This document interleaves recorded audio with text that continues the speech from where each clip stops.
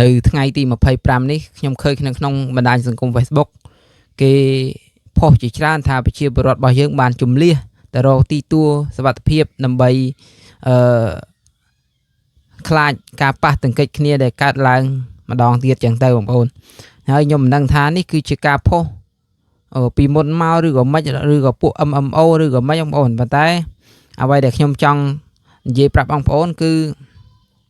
អានេះជាគំនិតរបស់ខ្ញុំទេបងប្អូនសម្រាប់បងប្អូនយល់យ៉ាងណាក៏នេះដែរបើសិនជាខ្ញុំនិយាយទៅខុសឆ្គង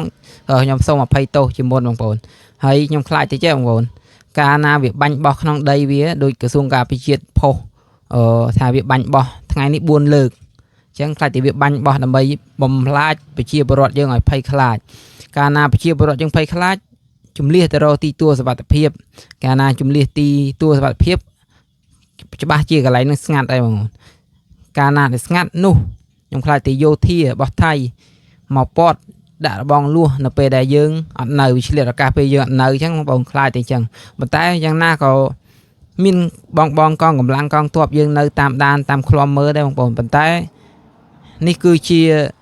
ខ្ញុំខ្លាចគឺជាល្បិចបងប្អូនល្បិចវាបាញ់បោះចុះឡើងធ្វើឲ្យប្រជាពលរដ្ឋយើងខ្លាចវាយករបងលួសមកពតវាងាយស្រួលដោយសារអត់មានប្រជាពលរដ្ឋ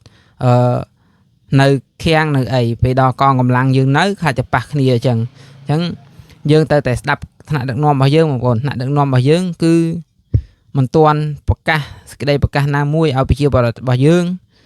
ជំលះខ្លួនទៅរកទីទួលសុវត្ថិភាពទេបងប្អូនដោយសារតែថ្នាក់ដឹកនាំរបស់យើងគាត់ជឿជាក់លើបទឈប់បាញ់ខ្ញុំក៏ជឿជាក់លើថ្នាក់ដឹកនាំដែរបងប្អូនហើយពួកថៃ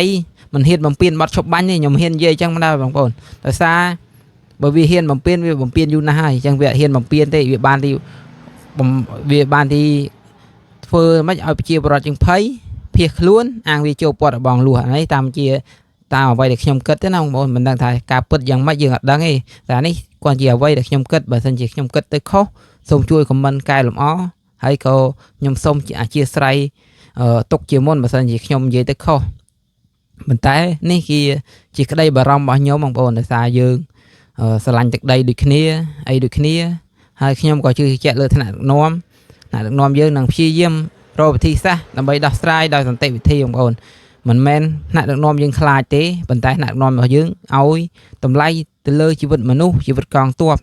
ទាំងគេទាំងយើងចង់រស់ដូចគ្នាអញ្ចឹងបងប្អូនសម្រាប់បងប្អូនដែលយើងនៅពីក្រោយខ្ញុំនៅក្រោយយើងមិនយល់អារម្មណ៍ពិតអ្នកដែលនៅជួរមុខទេមិនដឹងថាអ្នកជួរមុខគាត់មានអារម្មណ៍យ៉ាងណាយើងបានទីស្មានថាអារម្មណ៍គាត់ភ័យខ្លាចភ័យខ្លាចប៉ុន្តែអ្នកនៅជួរមុខបានយល់អារម្មណ៍នឹងច្បាស់ថាម៉េចហើយខ្ញុំក៏មាន